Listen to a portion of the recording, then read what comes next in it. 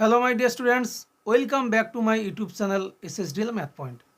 আমি শ্রীকান্ত স্যার চলে এসেছি আজকে ক্লাস 9-এর রায়মার্টিন প্রশ্নবিচিত্রার সেকেন্ড সামেটিভ এক্সামের ভৌত বিজ্ঞানের প্রশ্নপত্রে গ্রুপ এ এবং গ্রুপ বি অর্থাৎ শর্ট কোশ্চেনের নিখুঁত সমাধান নিয়ে। তা আমার এই চ্যানেলে যারা নতুন ভিউয়ার্স রয়েছে প্রত্যেকে ওয়েলকাম, এবং তোমরা পাশে থাকা বেল আইকনে প্রেস করে সাবস্ক্রাইব করে দিতে পারো, যাতে করে তোমরা প্রতিনিয়ত এই প্ল্যাটফর্ম থেকে আপডেট পেতে পারো। আর যারা আজকে এই ভিডিওটি দেখছো, এর আগে আর একটা ভিডিও রয়েছে পশ্চিমবঙ্গ মধ্যশিক্ষা পর্ষদ কর্তৃক প্রকাশিত নমুনা প্রশ্নপত্রের গ্রুপ এ এবং গ্রুপ বির সঠিক ও ডিটেলস এবং নিখুঁত সমাধান। তা যারা দেখোনি সেটা আগে ভালো করে রেডি করে নাও, তারপরে 1 নম্বর স্কুলটা এটাও রেডি করে নেবে। তা আশা করি তোমাদের প্রিপারেশান খুব ভালো চলছে। সেই ভালো প্রিপারেশানের সঙ্গী হিসাবে আজকে আমি চলে এসেছি, যেখানে আজকে আমি তোমাদের 1 নম্বর যে school Bagbazar multipurpose girls school, তার যে নমুনা প্রশ্নপত্র আছে সেই নমুনা প্রশ্নপত্রে গ্রুপ এ এবং গ্রুপ বির সঠিক ও নিখুঁত সমাধান দেখে নেব। তা চলো আজকে বেশি কথা না বাড়িয়ে কাজটা শুরু করা যাক। যে গ্রুপ এতে 1 নম্বর প্রশ্নে রয়েছে 1 মোল অক্সিজেন পরমাণু বলতে বোঝায়। দেখো, 1 মোল অক্সিজেন পরমাণু হোক অণু হোক, 1 মোল বলতেই অ্যাভোগাড্রো সংখ্যক। তো এখানে সঠিক উত্তর দেখো অপশান ডি হয়ে যাবে সঠিক উত্তর। 6.022 ইন্টু 10⁻23 সংখ্যক অক্সিজেন পরমাণু। যেহেতু এখানে পরমাণু রয়েছে তাই সঠিক উত্তর হয়ে যাবে পরমাণু। তোমরা ভুলে কিন্তু অণুতে দাগ দেবে না। এরপর 2 নম্বর প্রশ্নে রয়েছে কোনটি গ্রাম আণবিক ভর ও গ্রাম পারমাণবিক ভর সমান। দেখো, আণবিক ভর এবং পারমাণবিক ভর যদি সমান হতে হয় তাহলে তার অণুর সংখ্যা আর পরমাণুর সংখ্যা সমান হতে হবে। যেটা একমাত্র সম্ভব 4টে অপশানের মধ্যে সঠিক উত্তর হয়ে যাচ্ছে অপশান সি জেনন। কেন? এটা এক পরমাণু, অর্থাৎ এর একটি পরমাণু রয়েছে এবং এই অণুতে একটা পরমাণু, সুতরাং একটা অণু আবার অন্যদিকে একটা পরমাণু, সেই কারণে এর গ্রাম আণবিক ভর ও গ্রাম পারমাণবিক ভর কিন্তু সমান। এরপর 3 নম্বর প্রশ্ন বলেছে বস্তু স্থিতিস্থাপক সীমার মধ্যে কোনটি ধ্রুবক।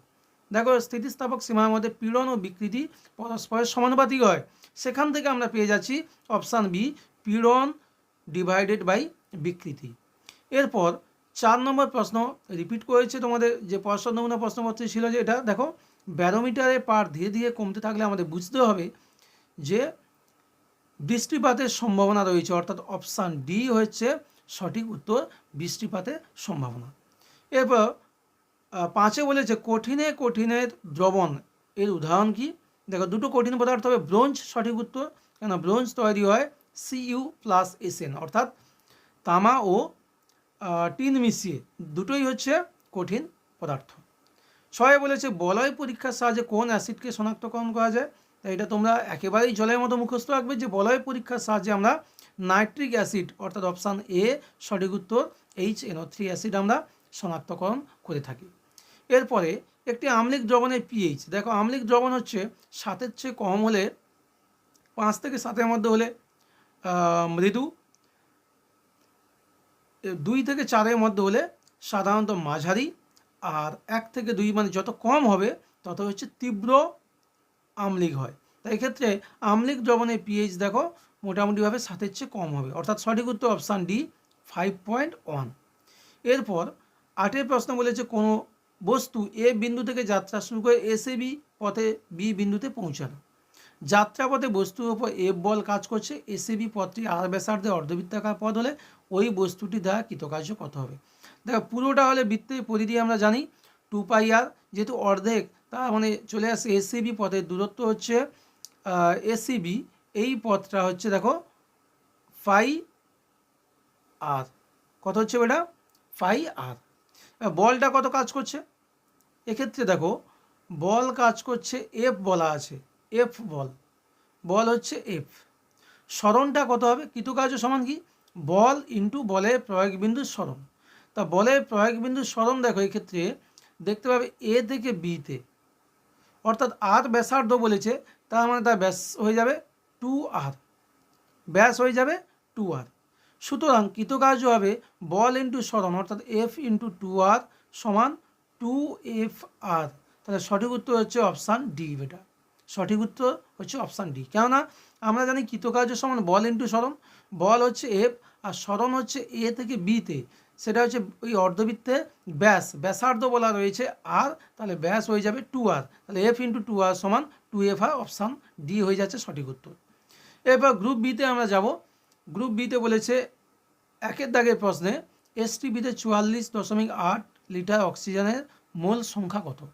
তা দেখো এক্ষেত্রে আমরা কি জানি যে 22.4 লিটার যে কোনো গ্যাসের এসটিপিতে আয়তন যদি 22.4 লিটার হয় তার মোল হচ্ছে 1 মোল। এক্ষেত্রে রয়েছে কত 44.8 লিটার, অর্থাৎ দ্বিগুণ করেছে 22.4কে আমরা 2 দিয়ে গুণ করলে পাবো 44.8, সুতরাং 1কে আমরা 2 দিয়ে গুণ করলে পাবো 2। তাহলে এক্ষেত্রে সঠিক উত্তর হয়ে যাচ্ছে 2 মোল। কত বেটা 2 মোল। এরপর দুটি বেলুনে একটিতে H2 গ্যাসের 1.8066 × 10⁻23টি অণু রয়েছে এবং অন্যটিতে 2 মোল H2 গ্যাস আছে। কোন ক্ষেত্রে অণুর সংখ্যা বেশি। তা দেখো 2 মোল H2তে অণুর সংখ্যা হবে 2 × অ্যাভোগাড্রো সংখ্যক 6.022 × 10⁻23টি। গুণ করলে আসছে দেখো 2 6 12.044 × 10⁻23, যেটা অবশ্যই যে মানটা দেওয়া আছে তার থেকে বড়। কত রয়েছে এটা 1.8066 × 10⁻23। সুতরাং এক্ষেত্রে দেখো বড় হয়ে যাচ্ছে কে 2 মোল H2 গ্যাস। এক্ষেত্রেও সঠিক উত্তর হবে 2 মোল H2 গ্যাস। এরপর 2 নম্বর প্রশ্ন বলেছে সংকুচিত স্প্রিংয়ে কী ধরনের শক্তি থাকে। দেখো সংকুচিত স্প্রিংয়ে স্থিতিস্থাপক স্থিতিশক্তি, স্থিতিস্থাপক স্থিতিশক্তি, কেননা এর আকৃতি পরিবর্তন করা হয়েছে। কোনো বস্তু আকৃতি পরিবর্তনের মাধ্যমে সেই বস্তুটি যে কার্য করার সামর্থ্য অর্জন করে তাকে আমরা বলি স্থিতিস্থাপক স্থিতিশক্তি। এরপর জলে দ্রবণ মেশালে পৃষ্ঠটানে কীরূপ পরিবর্তন হবে, এটা খুব ভালো করে রেডি করবে।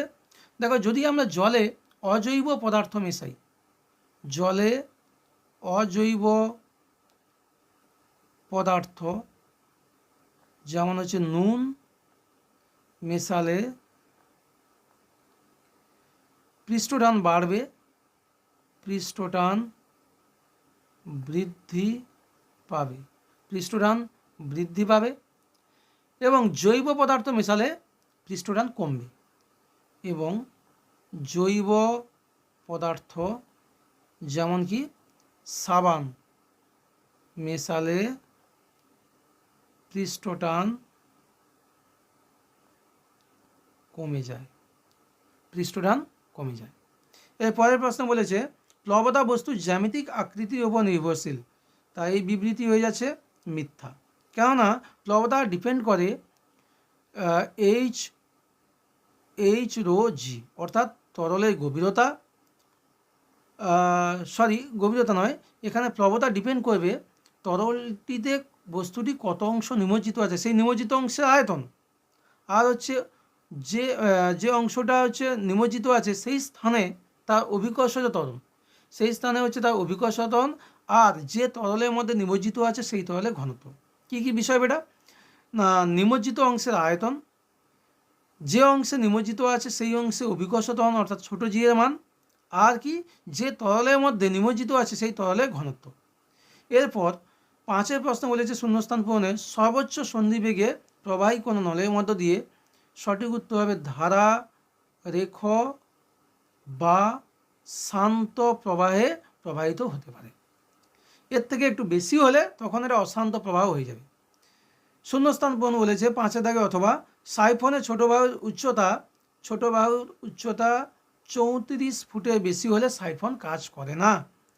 6 প্রশ্নে বলেছে প্রকৃত দ্রবণের মধ্য দিয়ে আলোকরশ্মি পাঠালে দ্রাবে কণাগুলি দ্বারা আলোকরশ্মি বিচ্ছুরণ ঘটে, সম্পূর্ণ এটা মিথ্যা। এবং এটা কোথায় ঘটে বেটা, এটা সত্য হবে কলয়েড দ্রবণের ক্ষেত্রে। কলয়েড দ্রবণে দ্রাবে কণাগুলি দ্বারা আলোকরশ্মি বিচ্ছুরিত হয়, এখানে বলেছে বিচ্ছুরণ ঘটে প্রকৃত দ্রবণের মধ্যে, তাই এই বিবৃতি হয়ে যাচ্ছে মিথ্যা। এরপর একেবারে শেষ প্রশ্ন শূন্যস্থান পূরণ 7 প্রশ্ন বলেছে একটি প্রশম অক্সাইডের উদাহরণ। তা প্রশম অক্সাইডের উদাহরণ হচ্ছে CO অর্থাৎ কার্বন মনোক্সাইড, আর রয়েছে আমাদের প্রচলিত খুব চেনা H2O অর্থাৎ জল। তা আজকে এই পর্যায়ে স্টুডেন্টস আমরা 1 number school Bagbazar multipurpose girls school তার ভৌত বিজ্ঞানের প্রশ্নপত্রের গ্রুপ এ এবং গ্রুপ বির সঠিক নিখুঁত ও ডিটেলস সমাধান দেখে নিলাম। আশা করি ভিডিওটি তোমাদের কাছে খুবই হেল্পফুল হয়ে উঠবে, এবং যদি ভিডিওটি তোমাদের কাছে খুব হেল্পফুল হয় তাহলে কিন্তু অতি অবশ্যই লাইক কমেন্ট শেয়ার, এবং তুমি নতুন হলে পাশে থাকা বেল আইকনে প্রেস করে সাবস্ক্রাইব করে দাও, যাতে করে তোমরা প্রতিনিয়ত এই প্ল্যাটফর্ম থেকে আপডেট পেতে পারো। তো আজকে এই 1 নম্বর স্কুলের সমাধান এখানে দেখানো হলো। পরবর্তী ভিডিওতে আমি 2, 3, 4, 5 করে যতগুলো স্কুল তোমাদের রয়েছে প্রত্যেকটা গ্রুপ এ এবং গ্রুপ বির অর্থাৎ শর্ট কোশ্চেনের নিখুঁত ও ডিটেল সমাধান নিয়ে একই রকমভাবে হাজির হব। ততক্ষণে তোমরা পর্ষদ নমুনা প্রশ্নপত্র এবং সেট 1 অর্থাৎ বাগবাজার মাল্টিপারপাস গার্লস স্কুলের যে উত্তর অর্থাৎ সমাধান দেওয়া হলো সেগুলো ভালো করে রেডি করে নাও। তা চলো স্টুডেন্টস, আজকের পর্যায়ে আমি এখানে শেষ করছি। দেখা হচ্ছে পরবর্তী ভিডিওতে, যেখানে আমি 2 নম্বর স্কুলের গ্রুপ এ এবং গ্রুপ বি অর্থাৎ শর্ট কোশ্চেনের নিখুঁত ও ডিটেলস সমাধান নিয়ে হাজির হব। ততক্ষণ সবাই ভালো থাকো, সুস্থ থাকো এবং সঙ্গে থাকো। Thanks for watching. টাটা।